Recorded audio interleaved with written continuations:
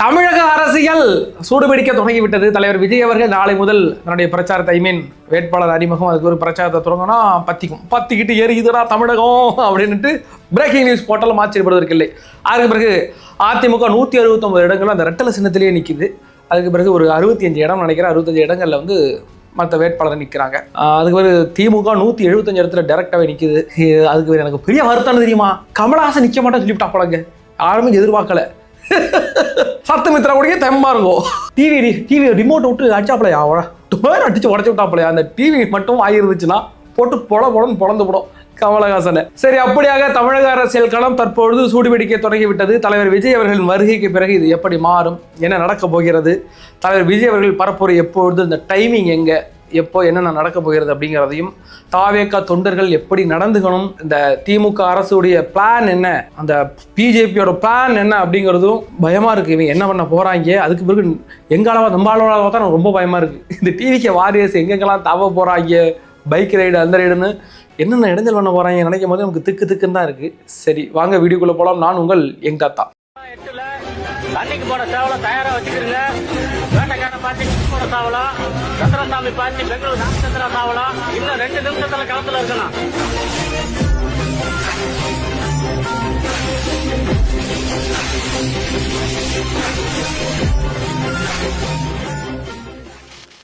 Video பார்க்கறதுக்கு முன்னாடி எங்களுடைய சேனலை சப்ஸ்கிரைப் பண்ணி வச்சுக்கிடுங்க, லைக் பண்ணுங்கள், ஷேர் பண்ணுங்கள், உங்களுடைய தாழ்மையான கருத்துக்களை கமெண்ட் செக்ஷனில் பதிவும். உங்களுடைய கமெண்ட்டுக்கு எல்லாமே நாங்கள் எல்லாம் படிச்சுக்கிட்டு இருக்கிறோம். ஆனால் வந்து ரிப்ளை பண்ணுறதுக்கு டைம் எடுக்குங்கிறதுனால ரிப்ளை பண்ண முடியாத ஒரு சுச்சுவேஷன் இருக்கிறது அப்படிங்கிறதுனால சரி வாங்க வீடியோக்குள்ளே போகலாம். நம்ம கொஞ்சம் நாளைக்கு முன்னாடி ஒரு வீடியோவில் சொல்லியிருந்தோம், விஜயின் மேலே திட்டமிட்டு அவதூறு பரப்புறதுக்கு இந்த தேர்தல் அறிவிச்சுட்டாங்க. இதுக்கு பேர் எப்படிப்பட்ட அவதூறுனாலும் பரப்பிக்கிட்டே இருப்பாங்க, எல்லாத்துக்கும் தயாராக இருக்கு நான் சொல்லியிருந்தேன். இன்று காலம் முதலே அவர்கள் அதை தொடங்கி விட்டாங்க அப்படின்னு தான் பார்க்கணும். நம்ம வந்து பொன்ராஜ் அப்துல் கலாமோட பிஏவர் இந்த அவர் பேசின பேச்சை நம்ம முன்னாடி வீடியோலையும் பார்த்தோம். அதுக்கு ஒரு எஸ்வி சேகர் எப்படி இந்த அப்துல் கலாம் எல்லாம் இந்த ஆளெல்லாம் கூட வச்சிருந்தானே எனக்கு உண்மை டவுட்டாக இருக்கு. இந்த அளவு ஒரு கேவலமான ஆளை கூட வச்சிருந்தாப்புலையா, இல்லை அப்படிப்பட்ட மனுஷன் கூட இருந்து இந்த ஆள் எப்படி இருக்கிறாருன்னா திருத்தவே முடியாது வீட்டில். இது போக அடுத்த 25 நாள் 30 நாளுக்கு என்ன மாதிரியான அவதூறு பரப்புறதுக்கு அவங்க காத்திருக்காங்கிறது உங்களுக்கு அதிர்ச்சியாக இருக்கும். எல்லா விஷயத்தையும் கொண்டு வருவாங்க. ஏற்கனவே கடந்த காலங்களில் விஜயின் தாயார் சோபா அம்மா அவர்களை வந்து செந்தில்வேல் பத்திரிகையாளர், மூத்த பத்திரிகையாளர், நடுநிலை பத்திரிகையாளர் தரக்குறவாக பேசுனதும் பார்த்தோம். ஆன்டி அப்படிங்கிற மாதிரியான வார்த்தைகளை யூஸ் பண்ணி பேசியிருந்தார். அந்த அம்மாவுக்கும் அரசியலுக்கு என்ன சம்பந்தம்? இப்படி முழுக்க விஜயும் பற்றி, விஜய் குடும்பத்தினரை பற்றி, த்ரிஷா அவர்களை இணைத்து இந்த 40 ரூபாய் இறப்பு இதையெல்லாம் கடந்து இதை வச்சியே பேச போறாங்க. ஏன்டா விஜய் அட்டாக் பண்ண வேற வழி இல்லை அப்படிங்கிற பட்சத்தில் வேற மாதிரியான என்ன முன்னெடுப்பு அவங்க எடுப்பாங்க அப்படின்னு நம்ம பார்க்கலாம். அதாவது விஜய் அவர்கள் 28ஆம் தேதியிலிருந்து சூறாவளி பிரச்சாரத்தை ஏற்படுத்த போகிறார். அவர் என்னென்ன இடங்கள்ல நம்ம பிரச்சாரத்தை பண்ண போகிறார் அப்படிங்கிறத நம்ம பார்த்தோம்னா பார்த்தீங்கன்னா 28ஆம் தேதி காலையில் 10 மணிக்கு பெரம்பூர்ல பேச போறார். அந்த இடத்துல செமையான ஒரு வைப் இருக்கும். அவர் என்ன அரசியல் பேச போகிற வைப்புன்னா அந்த வைப்பு கிடையாது. அவர் என்ன மாதிரியான அரசியலை பேச போகிறார் அது முழுக்க டைம்லைனில் ஃபுல்லாக இருக்கும். அதுக்கு பிறகு 1 மணிக்கு குளத்தூர்லையும், 2 மணிக்கு வில்லிவாக்கத்துலையும், 3 மணிக்கு அண்ணா நகர்லையும், 4 மணிக்கு பெருகம்பாக்கம். அப்படின்னு 28ஆம் தேதி மட்டும் இந்த ஷெடியூல். அப்போ அந்த நாள் முழுக்க காலையில் ஒரு 9 மணிக்கெல்லாம் அந்த ஃபீவர் ஸ்டார்ட் ஆகிடும். விஜய் ஃபீவர் ஸ்டார்ட் ஆகி மணி ஒரு 8-9 மணி வரைக்குமே இந்த ஃபீவர் இருக்கும். அதுக்கு பிறகு அவர் என்ன பேசுறார் அப்படிங்கிறத எடுத்து பேசி அந்த நாள் ஃபுல்லாக போயிடும் முழுக்க. அதே மாதிரி எலெக்ஷன் வரைக்கும் தான் அவங்களுக்கு வேலை. அப்படிங்கிற பட்சத்தில் விஜய்க்கு ஃபோக்கஸ் ஃபுல்லாக போயிடுமா? மீடியா எல்லாம் இன்டர்நேஷனல் மீடியாவிலேருந்து, நேஷனல் மீடியாவிலேருந்து, நம்ம லோக்கல் மீடியா சோறு போட்டெல்லாம் வந்துடுவாங்க. சோறு போல திங்கிற குரூப் தானே, சும்மா விடுவாங்களா? அதனால அவர்கள் ஃபுல்லாக இந்த டைம்ல ஃபுல்லாக இருந்தா ஃபோக்கஸ் வேறு யாருக்கும் கிடைக்கலன்னா இந்த ஆளும் கட்சி என்ன செய்யும்? விடுங்க, எடப்பாடி பழனிசாமி விட்டுருங்க, அவர் கொஞ்சம் இப்படி போவானுங்களேன். இந்த திமுக விஜயின் பிரச்சாரத்தை கட்டுக்குள் வைத்திருக்க பார்க்கும், இல்லைன்னா முடக்க பார்க்கும். இன்னைக்கு நியூஸ் வந்துச்சு பார்த்தீங்களா? நேற்றுக்கு தான் விஜயின் பிரச்சாரத்துக்கு அனுமதினு சொன்னாங்க. இன்னைக்கு ரோடு ஷோலாம் பண்ணக்கூடாது, மேலே நின்று பேசுவார், பேசிட்டு நீங்கள் உள்ளே போயிடுங்க, கை காட்டக்கூடாதுங்க, ஒரு வண்டிக்குள்ளேயே தான் இருக்கணும். அதுக்கு பிறகு இறங்கி நடந்து போகிறது கூட இது வாய்ப்பு கிடைக்காது தான் நினைக்கிறேன். அந்த அளவுக்கு இப்பொழுது அந்த தேர்தல் ஆணையத்தின் கட்டுப்பாட்டுக்குள்ளே வந்துட்டு அதனால ஃப்ரீ கிடைக்கும் அப்படிலாம் நிறைய பேர் நினச்சிக்கிட்டு இருந்தாங்க. இருந்தாலும் அந்த பிடி தளர்வதற்கான எந்த வாய்ப்பும் கிடையாது. விஜய் அவர்கள் ரோடு ஷோலாம் பண்ணக்கூடாது, பேசிட்டு உள்ள போயிடுங்க, எங்களுக்கு பாதுகாப்புல பிரச்சனை இருக்கு அப்படிங்கிற மாதிரி பேசிட்டு இருக்காங்க. இது போக அவர் பேசிட்டு போயிடுவாங்க. கடந்த காலகட்டங்கள் அப்படிதான் பேசிக்கிட்டு. இப்போ அப்படி பேசினாலும் ஃபோக்கஸ் ஃபுல்லாக விஜய்க்கு தானே இருக்கும். அப்போ என்ன பண்ணுவாங்க? அப்போ விஜயின் பிரச்சாரமே பண்ணக்கூடாது. குறைஞ்சபட்சம் ஒரு 10 நாள் பிரச்சாரம் பண்ணாமல் இருந்தால் தான் மற்றவங்களுக்குலாம் ஃபோக்கஸ் கிடைக்கும், திமுக ஃபோக்கஸ் கிடைக்கும். அப்போ அவங்க ஃபோக்கஸ் கிடைக்கிறதுக்காக என்ன பண்ணுவாங்கன்னா விஜயை திட்டுவாங்க, த்ரிஷாவை எடுத்து திட்டுவாங்க, சங்கீதா மேட்டரை உள்ளே கொண்டு வருவாங்க, தாயாரை எடுத்து திட்டுவாங்க, அப்பாவை எடுத்து திட்டுவாங்க, அது பெண்களை தமிழக வெற்றி கழகத்தில் உள்ள பெண்களை இழுத்து திட்டுவாங்க. இன்னைக்கு ஒருத்தர் பேசியிருந்தாலும் அதே மாதிரி பேசுவாங்க.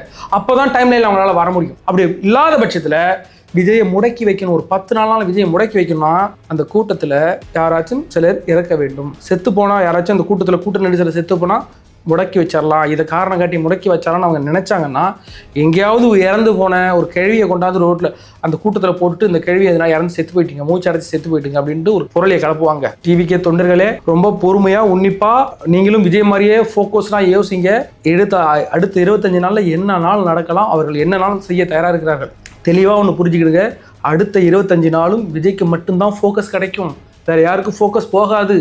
அப்படிங்கிற பட்சத்தில் தன்னுடைய ஃபோக்கஸுக்காக இந்த திமுக என்னன்னாலும் செய்வாங்க புரிஞ்சுக்கிடுங்க. அதை நான் வெளிப்படையாக சொன்னால் என்னை கொண்டு வச்சு ஊமகுத்தா குத்தி விட்டுருவாங்க. அதையும் புரிஞ்சுக்கிடுங்க.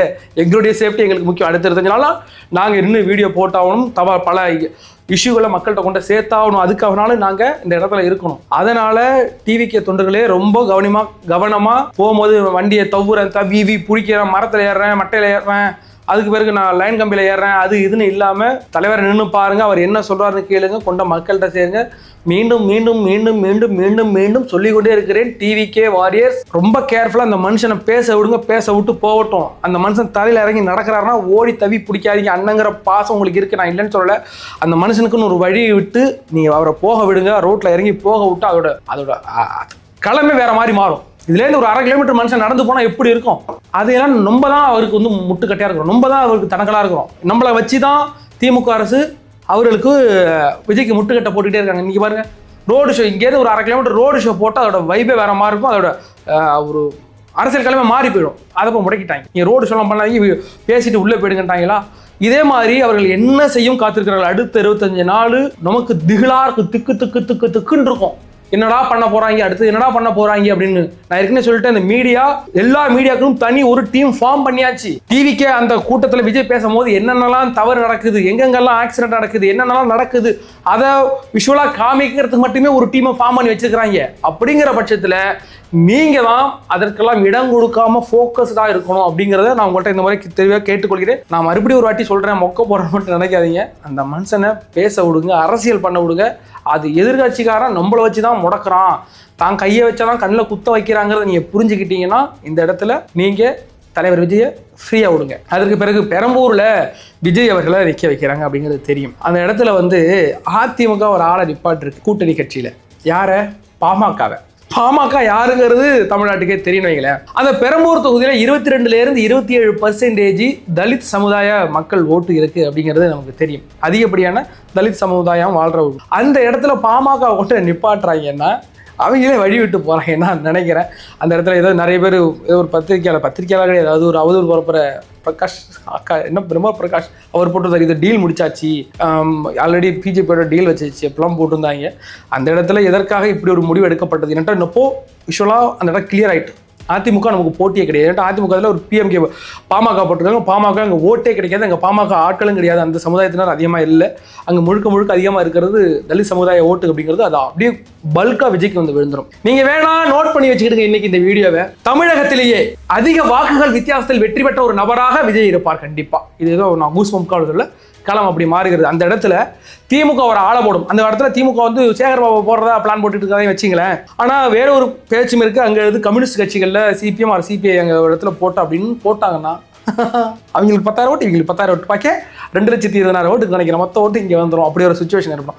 ஒருவேளை சேகர் பாபு நிப்பாட்டினா டஃப்பாக இருக்கும். அந்த இடத்துல கண்டிப்பாக யாரை நிப்பாட்டாலும் 234 தொகுதியில் எங்கே நிப்பாட்டாலும் விஜய் கண்டிப்பாக ஜெயிச்சிடால. பெரிய மாற்று கருத்து கிடையாது. அந்த அளவுக்கு ஒரு வெயிட் பர்சன் அப்படிங்கிறதுனால இந்த இடத்துல இன்று களம் விஜய்க்கு ஆதரவாக மாறி போயிட்டு என்ற முன்னாடியே யார் நிப்பாட்டாலும் சரி, இப்போ பிஎம்கே நிப்பாட்டினால அது நமக்கு சாதகமாக அதில் எந்த ஒரு மாற்று கருத்து கிடையாது. அதே மாதிரி பல தொகுதிகள் நம் கைவசமாக இருக்கிறது. 234 தொகுதியில் விஜய் வெற்றி பெற்றுவாரா அப்படிங்கிறதெல்லாம் அந்த கனவுலகத்தில் யாரும் வாடாதீங்க. நமக்கு குறைஞ்சபட்சம் 120 தொகுதிக்குள்ள வந்தால் சிறப்பு, ரொம்ப ஃபியர்லெஸ்ஸாக இருக்கலாம்.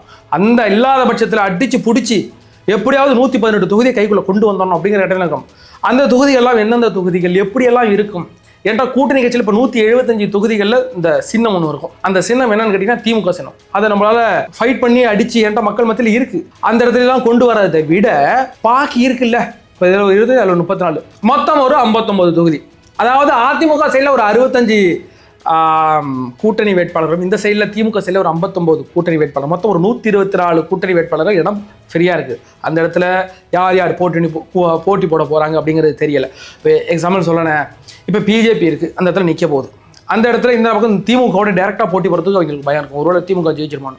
அப்போது அந்த பிஜேபி ஆள் என்ன நினைப்பாருன்னா, இந்த என்டிஏ கூட்டணிலேருந்து டேரெக்டாக திமுகவோட மோத மாட்டான், நம்ம அவங்களோட கூட்டணி கட்சியோட மோதுவான் அப்படின்ட்டு கொஞ்சம் வெயிட் பண்ணி அந்த இடத்துல காங்கிரஸோடையோ அப்படி இல்லைன்னா அங்கே கூட்டணி கட்சியில் இருக்கிற திருமாவளவன் அதோட மோத வாய்ப்பு இருக்குது. அதே மாதிரி பார்த்தீங்கன்னா அந்த இடங்கள்லாம் கண்டிப்பாக கூட்டணி கட்சிகள் திமுககாரன் வந்து காங்கிரஸுக்கு ஓட்டு போட மாட்டான், இந்த பக்கம் வந்து பிஜேபிக்காரனுக்கு அதிமுக ஓட்டு போட மாட்டாங்க. அந்த ஓட்டெல்லாம் அப்படியே கன்வெர்ட் ஆகி விஜய் அவர்களுக்கு வந்து அங்கெல்லாம் அதிகப்படியான பெர்ஃபார்மன்ஸ் இருக்கு. அப்போ 124 தொகுதியில் பூந்து களமாடுனா நம்ம கையில் வந்துடும் அப்படின்னு இருக்கு. அது போக வேற சில இடங்கள்ல திமுக இருக்கிற இடங்களையும் நம்ம பூந்து அடிச்சு கொண்டு வரதெல்லாம் இப்படி கொண்டு வந்தீங்கன்னா கண்டிப்பாக வெற்றிக்கணி விஜயை நோக்கி வந்து விடும் அப்படின்ற ஒரு எய்ம் இருக்கு. உங்களை வந்து நானும் கனவு உலகத்தில் வச்சிருக்க நான் விரும்பலை. நம்ம அடிச்சு பிடிச்சி கண்டிப்பாக 118 தொகுதியை நாளும் நம்ம கையில் வச்சிடறோம். கள நிலவரங்கள் தெரியும்ல, 2 யானை நிற்கிது, பெரிய யானை நிற்கிது, அவங்க அடித்து சாய்க்கணுங்கிறது சாதாரண விஷயம் கிடையாது.